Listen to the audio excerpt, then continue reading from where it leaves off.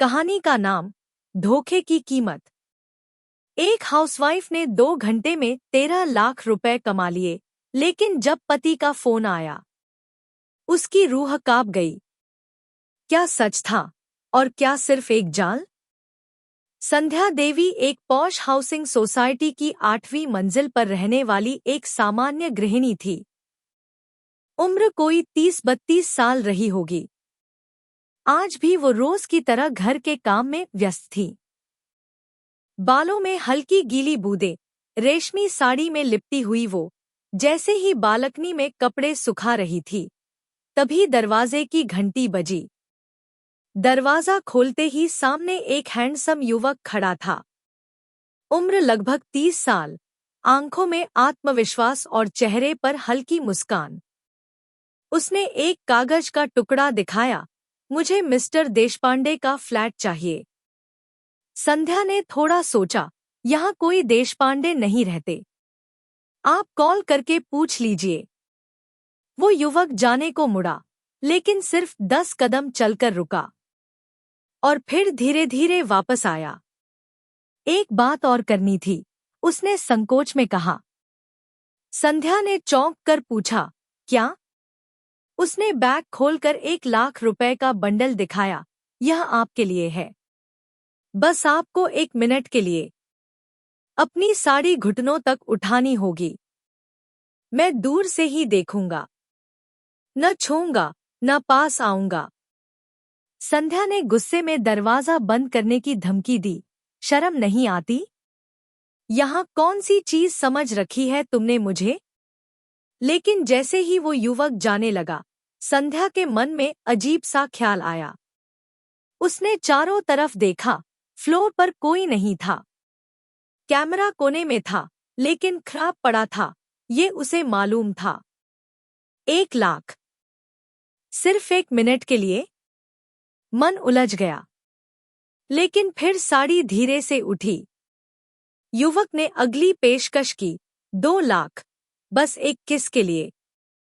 फिर 10 लाख, 1 घंटे के लिए। और फिर सब कुछ हो गया जो नहीं होना चाहिए था। लेकिन संध्या को न अफसोस था, न डर, बस एक संतोष। 13 लाख रुपए अब उसके थे। जब वो नोट गिन रही थी, तभी मोबाइल की घंटी बजी। पति का फोन था। सुनो, एक क्लाइंट आ रहा है। मैंने उसे 13 लाख रुपए दिए हैं। वो तुम्हें अभी देगा। तुम वो पैसे ड्रा में रख देना। वो जिद कर रहा था कम देने के लिए, लेकिन मैंने साफ मना कर दिया। कोई भी कॉम्प्रोमाइज नहीं। संध्या के हाथ से नोट गिर गए। उसका दिल धक धक करने लगा। वो क्लाइंट कौन था? उसने कांपती आवाज में पूछा। पति बोला, एक लंबा, स्मार्ट लड़का है, काफी तेज दिमाग वाला। साफ कहा उसने, अगर आपकी बीवी इतनी कीमती चीज है, तो मैं भी कीमत चुकाऊंगा। मैंने कहा, 13 लाख से 1 पैसा कम नहीं। वो मान गया। तुम्हारे पास ही भेजा है उसे। संध्या की सांस अटक गई। कमरे में सन्नाटा छा गया। संध्या के हाथों से मोबाइल गिर पड़ा। उसका चेहरा सफेद पड़ चुका था। आंखें फटी रह गईं, जिसके साथ अभी मैं थी, वही मेरे पति का क्लाइंट था। 13 लाख अब जैसे एक जहर बन चुके थे, जो धीरे धीरे उसके पूरे वजूद में घुलने लगा। वो लड़का अब जा चुका था, लेकिन उसका चेहरा, उसकी आंखें और वो लम्हे, सब कुछ जैसे कमरे की दीवारों में गूंज रहे थे।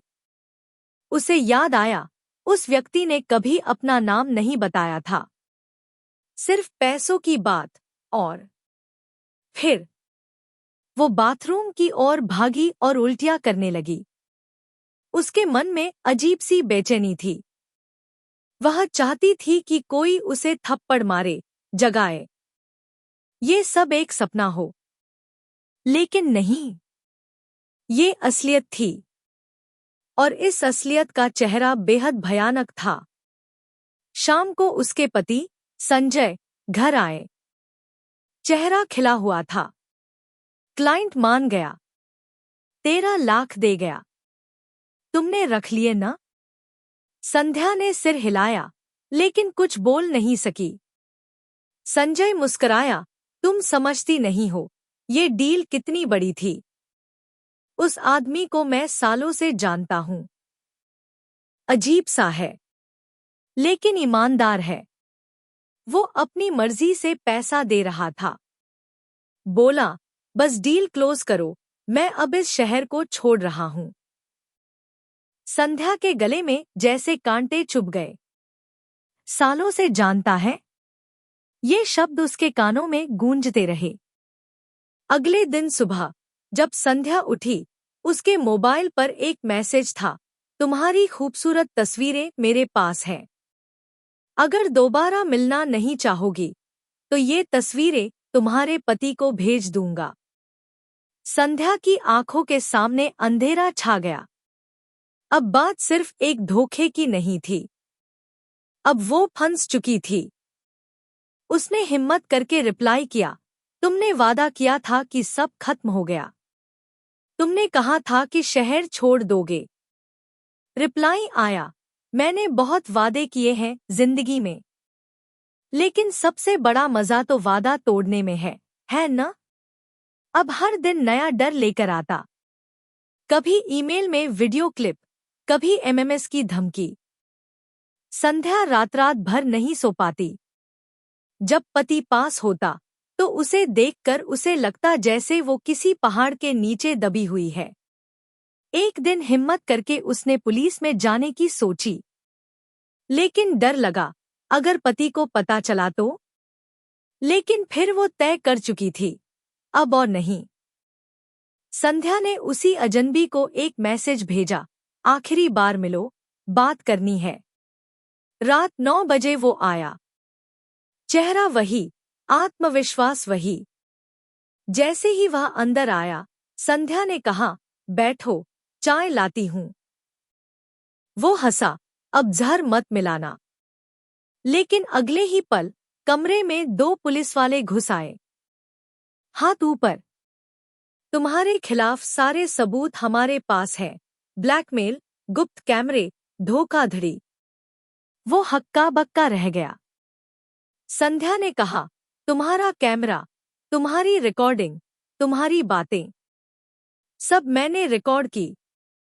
और आज मैं चुप नहीं रहूंगी। पुलिस ले गई उसे। केस चला, महिला ने खुद अदालत में बयान दिया। पूरा सोसाइटी चौंक गई, लेकिन साथ खड़ी रही। पति को भी धीरे धीरे सब सच्चाई पता चली। शुरू में गुस्सा था, फिर दर्द, और अंत में सिर्फ खामोशी। लेकिन एक दिन उसने पत्नी से कहा, तुम्हारा धोखा मेरी जिंदगी की सबसे बड़ी चोट है, लेकिन तुमने खुद उससे बाहर निकलने की हिम्मत की, ये मैं कभी न भूलूंगा। संध्या अब सामाजिक मंचों पर महिलाओं को जागरूक करती है, कभी किसी अनजान की मीठी बातों में न आए। हर तस्वीर, हर वीडियो आपकी आत्मा की चाबी हो सकती है।